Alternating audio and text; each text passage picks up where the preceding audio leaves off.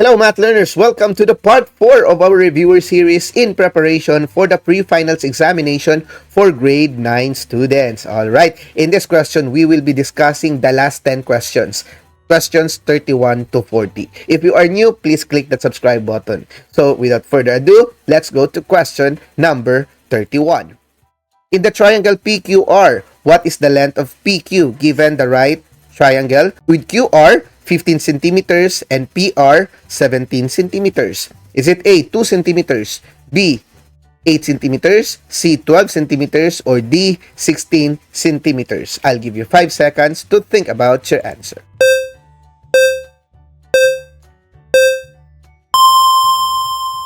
Alright, my dear math learners, in order for us to solve for PQ in this case, given the hypotenuse and the one side of the leg, what you need to do is just use the Pythagorean theorem. So C squared is equal to A squared plus B squared, in which, in order to get one value of the leg, you just subtract C squared minus A squared or B squared, regardless of any value. So that would be 17 squared minus 15 squared. Alright, so 17 squared, that is 289. 15 squared, that is 225. If you subtract them, the value would be 64. And you just get the square root for 64, and the answer would be letter B, 8 centimeters. Let's check whether we are correct. Easy, right? So now let us go to question number 32. What is the difference between angle of elevation and angle of depression? Is it A, elevation is up, depression is down? B, elevation is acute, depression is obtuse? C, elevation is outside, depression is inside? Or D, elevation uses sine while depression uses cosine? I'll give you 5 seconds to think about your answer.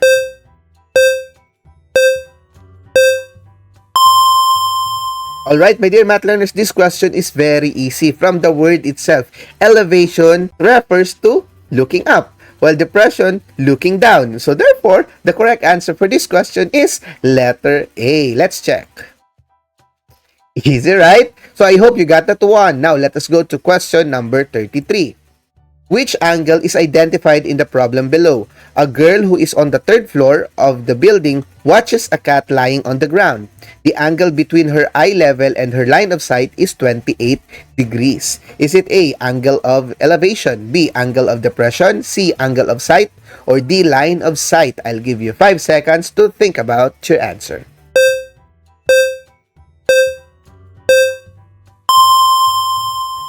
Alright, my dear math learners, this question is very easy because it talks about the girl, which is on the 3rd floor, looking at the cat on the ground. So it is looking down. So of course, if you are looking down, then that is what we call angle of depression. Letter B is the correct answer. Let's check whether we are correct.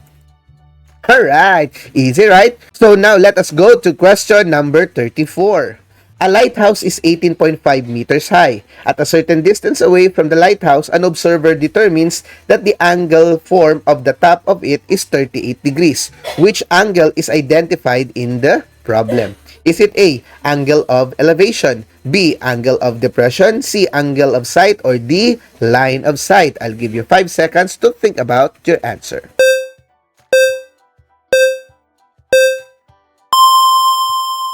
Alright, my dear math learners. Now, if we analyze the situation, the observer is outside the lighthouse, and he is looking at the lighthouse, the top of the lighthouse, which forms 38 degrees. So, meaning he or the observer is looking up. Alright. So, it is already obvious that the answer for this question is letter A, angle of elevation. Let's check whether we are correct. Alright, easy, right? So now let us go to question number 35. A kite with a string of 180 meters makes an angle of elevation with the ground of 55 degrees. How high is the kite above the ground to the nearest meter? Is it A, 103 meters, B, 118 meters, C, 147 meters, or D, 163 meters? I'll give you 5 seconds to think about your answer.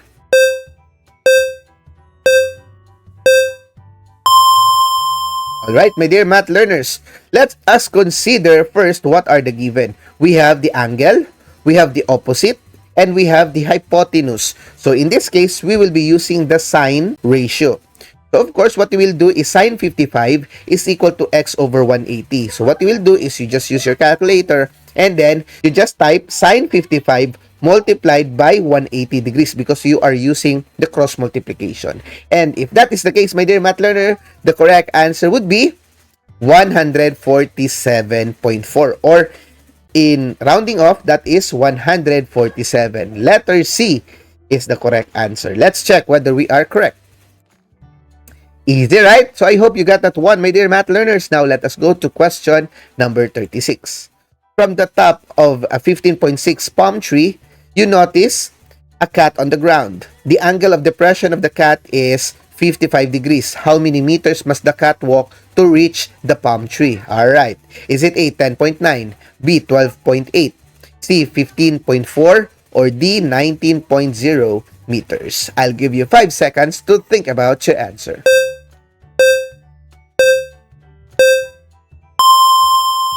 Alright, my dear math learners. So as you can see, the given here is the palm tree, which is 15.6. And then the angle of depression, which is 55, that also goes to the opposite, which is the angle of elevation for the cat, which is 55 degrees. So what you have now is an angle, theta, with the opposite and the adjacent, which is the distance between the cat and the palm tree. So with those given, what you need to use is the tangent ratio. Alright, so opposite over adjacent. So that is tangent 55 is equal to 15.6 over x. And by doing the cross multiplication, you will have 15.6 divided by tangent 55. Alright, and if that is the case, my dear math learners, the answer would be 10.9 meters. That is letter A.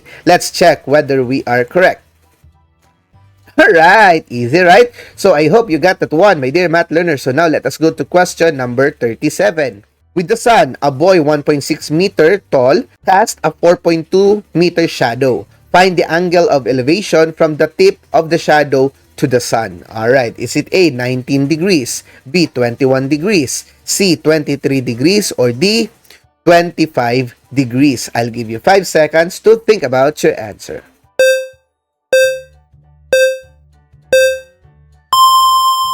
Alright, my dear math learners. So in order for us to solve this one, let's consider first the given. So we have the boy, the tallness of the boy. So that represents the side. Okay. And then the shadow, which is on the ground, that represents the adjacent. So we have the opposite and the adjacent with the angle of elevation that is unknown. Alright. So with the opposite and adjacent given, we will use the tangent. Alright. So we have 1.6 divided by 4.2.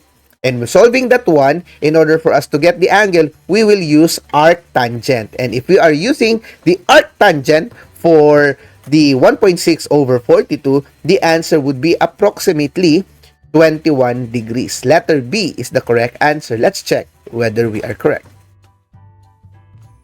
Alright, easy, right, my dear math learners? Now, let us go to question number 38. A ladder 10 meters long leans against the wall of a building. If the foot of the ladder makes an angle of 70 degrees with the ground, how far is the base of the ladder from the wall? Is it A, 0.34 meters, B, 3.42 meters, C, 9.4 meters, or D, 94 meters? I'll give you 5 seconds to think about your answer.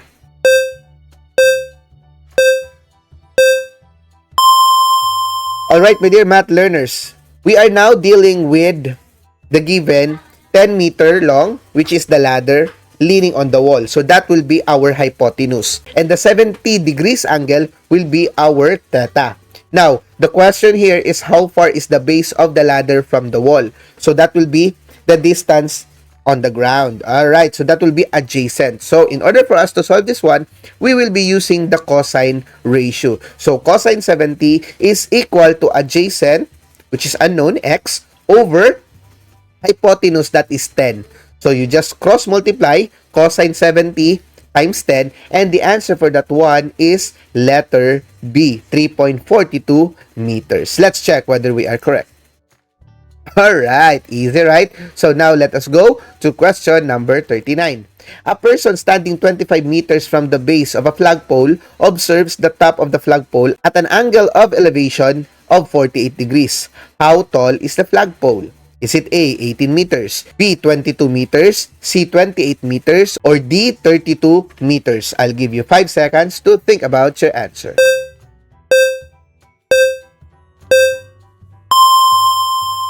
Alright, my dear math learners, now we are dealing with the distance of the person standing from the flagpole that will represent as our adjacent, the angle of elevation that is 48, that will be our theta, and the tallness of the flagpole will represent our opposite. So, opposite and adjacent plus the theta. Okay, so what ratio should we use? Very good, that is tangent. So, tangent 48 degrees is equal to x, which is unknown, our opposite, over the adjacent, that is 25. So by using the cross multiplication, we have tangent 48 times 25. And the answer for that one is approximately 28 meters. Letter C is the correct answer. Let's check whether we are correct. Alright, easy, right? So now let us go to question number 40. An airplane is flying at an altitude of 12,500 feet. The pilot wants to make a smooth final descent to the runway at an angle of depression of 6 degrees. How far from the runway should the pilot begin to descend? Is it A, 118,943 feet, B, 119,348 feet, C, 128,943 feet, or D, 129,348 feet? I'll give you 5 seconds to think about your answer. Alright, my dear math learners, so what we have here is an altitude and the angle of depression, which is 6 degrees. Okay, so we already have the opposite as well as the theta. Now, what is asked here is how far from the runway should the pilot begin to descend?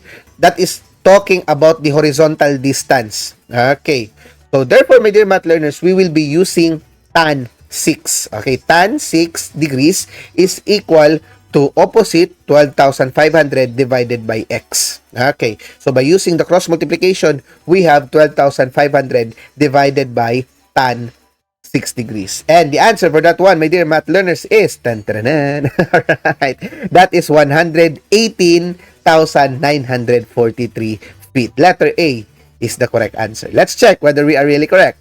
Alright! Easy, right? So, my dear math learners, I'd just like to congratulate you for finishing the 4 parts of our reviewer series. The question is, what is your total score? Please share it in our comment section below. If you think that this video had helped you in preparing for the pre-finals, please click that subscribe button and share this to your fellow friends, classmates, and schoolmates. This has been your YouTube Edu Creator Math Teacher Ash, saying that it is fun to learn mathematics if we are together learning. Thank you so much. God bless and keep safe always.